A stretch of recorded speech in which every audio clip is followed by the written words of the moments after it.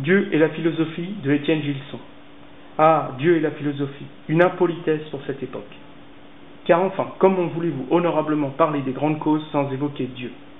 Étienne Gilson, l'auteur, philosophe, historien et professeur, notamment à la Sorbonne, analyse le problème particulier de Dieu en s'appuyant sur les grands penseurs chrétiens dont les racines grecques ont élevé par la pratique assidue de la philosophie. La culture occidentale commence avec la Grèce, nous dit Gilson à la page 1, ce que ne niera pas Machiavel dans son discours sur la première décade de Tite-Live. Pour Thalès, nous dit Aristote, toutes choses sont pleines de Dieu, au pluriel. Page 1, où Homère les fera apparaître dans l'Iliade comme les grandes calamités qui traversent le monde. Page 6.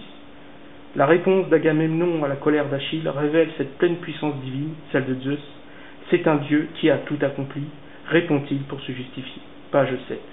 Cette colère, qui d'ailleurs sera pleinement explicitée dans le livre de Peter Sloterdijk, Colère étant, est le cœur de la plus grande des tragédies grecques. Ainsi, si cette même colère trouve sa cause dans les cieux, le cœur des hommes est donc lié au Dieu dans une verticalité soit négative, les enfers, soit positive, l'Olympe. Tout naturellement, la mythologie, selon Gilson, est le premier pas sur le chemin de la vraie religion. Elle est, par essence, religieuse. Page 20. Le Dieu suprême qui vient de l'idée du Dieu des dieux d'Homère est ce postulat qui conduit tout naturellement à celui de Plotin et de son principe premier, l'un. L'unité est le facteur mathématique et philosophique de la pensée accomplie. La pensée juive et la pensée chrétienne, par le verbe être, conjuguent Dieu au présent, dont le véritable nom est celui qui est, page 44. Si bien que la raison humaine s'approche alors d'une vérité unique sur le fait d'être.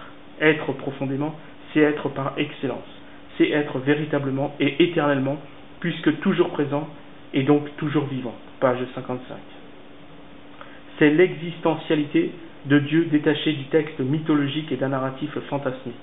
Cette existentialité de Dieu, c'est Dieu qui rend compte par le verbe être au présent de l'existence réelle d'une réalité supérieure. D'après Thomas d'Aquin, Dieu est le plus haut objet que l'on puisse concevoir pour la science humaine. Page 64.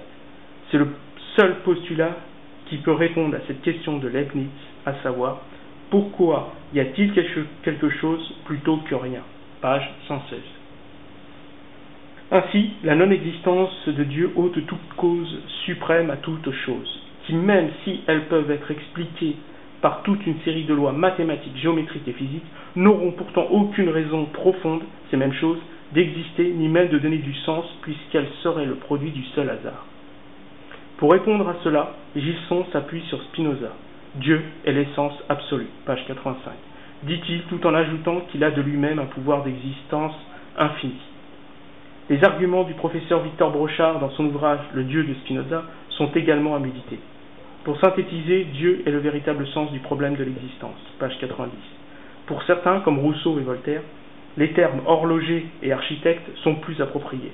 Pour Robespierre, l'être suprême convenait mieux. C'est la religion des Lumières, c'est la réponse des révolutionnaires au sens de l'existence. La raison contemporaine commence avec eux. Emmanuel Kant et Auguste Comte prendront le relais, page 91, et réduiront Dieu à un concept abstrait qui ne peut être expliqué par la connaissance scientifique, laquelle deviendra l'arbitre de la pensée.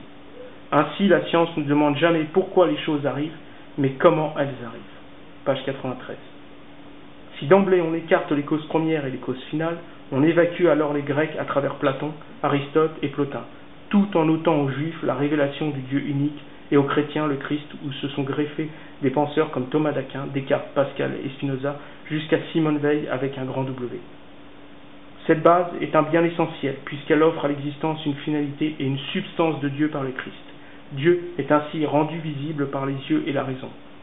En conséquence, cette cause suprême répond à la question de Leibniz sur le pourquoi du comment, tout en nous assurant d'être, cette cause suprême, un Dieu d'amour et de consolation qui remplit l'âme et le cœur de ceux qui le possèdent. Page 76.